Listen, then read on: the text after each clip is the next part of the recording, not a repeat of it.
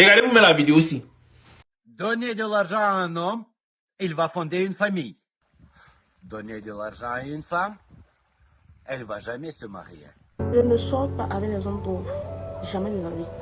Je préfère rester célibataire que de même être en couple avec un homme pauvre. J'aime pas la pauvreté en fait. Je supporte pas, donc je suis allergique en fait aux gens pauvres. Comprenez-vous? Voilà. Je sais pas ce qui vous choque dans ça. Je suis libre de sortir, de même être en couple avec qui je veux. Et je choisis les riches. Tu es riche, ok, on se met en couple, tu es pauvre. Ne m'approche pas en fait. Quand vous me regardez là, est-ce que je ressemble à la pauvreté? Non. Donc honnêtement, je suis libre, je ne sors pas les hommes pauvres. Et puis même, l'amour c'est pour les riches, c'est pas pour les pauvres. Les hommes pauvres, il faut aller chercher de l'argent. Donc franchement, je m'en fous de ce que vous pensez, oui. Voilà. Et sœurs, si vous voulez un conseil, mariez-vous qu'à des hommes riches.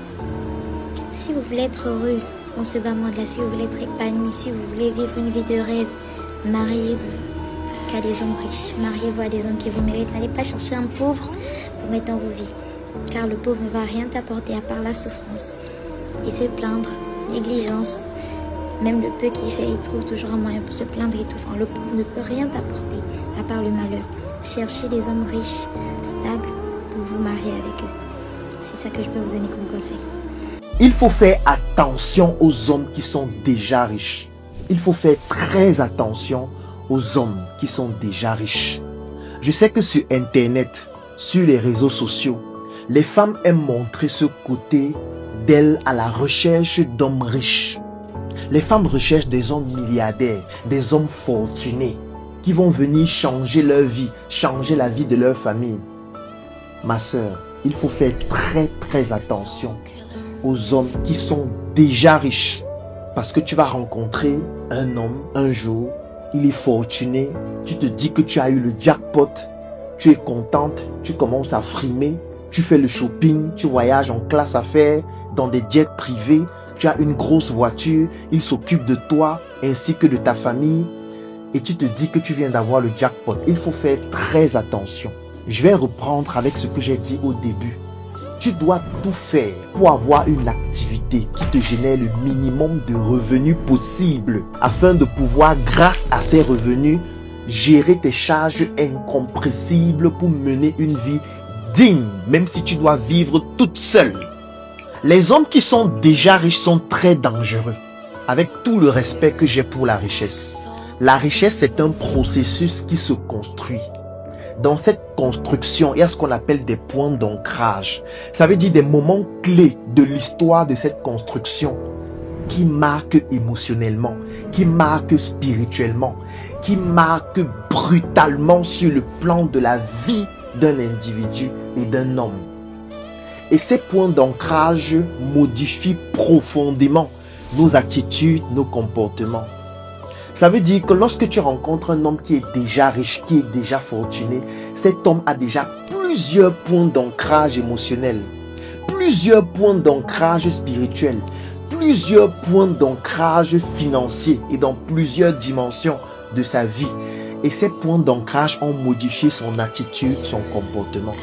Au départ, il va paraître plaisant, mais avec le temps, ça va devenir un prix à payer immense. Et comme tu auras déjà fait trop de proving, comme tu auras déjà ébloui les gens, il ne sera plus possible pour toi parce que tu n'as pas le minimum vital pour assurer une vie digne.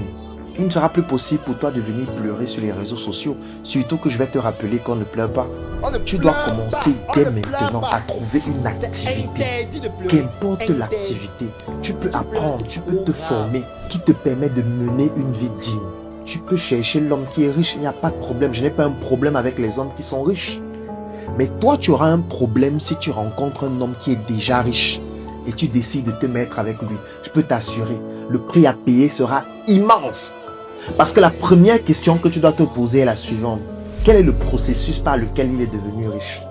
Parce que le processus par lequel on devient riche nous pousse à nous comporter différemment. Un homme qui est devenu riche en vendant la drogue n'aura pas le même comportement qu'un homme qui est devenu riche en étant héritier. Ce n'est pas la même chose. Les deux sont riches, mais les points d'ancrage ne sont pas les mêmes. Les attitudes et les comportements lorsque vous allez être en couple ne sont pas les mêmes. Un homme qui est devenu riche parce que c'est quelqu'un qui étudiait, il est très intelligent, il a été recruté dans de grandes entreprises pour réaliser de grands travaux et il gagne des sommes incommensurables. Et un footballeur professionnel, ce n'est pas la même chose. Les deux sont très riches, mais les points d'ancrage ne sont pas les mêmes. Et dans votre relation, ces points d'ancrage vont jouer un rôle majeur. Parce qu'un certain type de richesse va pousser à avoir des points d'ancrage qui vont pousser ces hommes à vouloir que toi aussi, tu puisses te compromettre.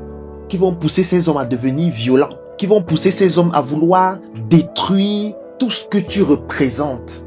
Faire en sorte que tu n'existes plus en tant que personne.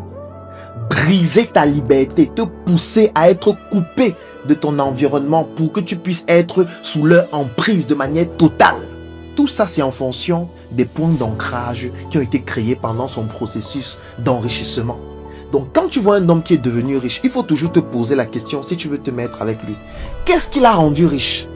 Est-ce qu'il s'est compromis pour devenir riche? Si oui, tu penses qu'il ne va pas te pousser à te compromettre, tu penses qu'il ne va pas t'humilier, tu penses qu'il ne va pas vouloir tout faire pour que toi aussi, tu sois soumise et que tu sois compromise pour ne plus pouvoir sortir de cette emprise, ce n'est pas possible. Il va te compromettre aussi.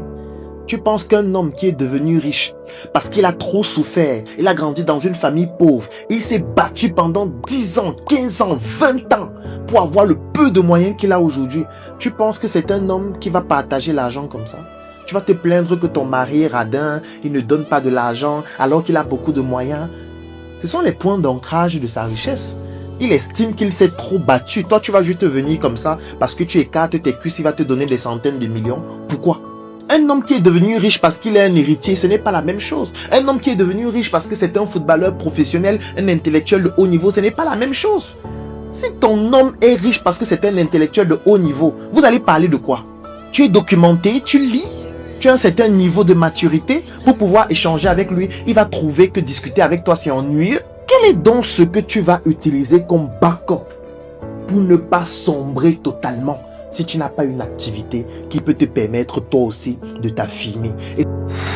Dès qu'on vous parle, non, c'est rien, tu maîtrises.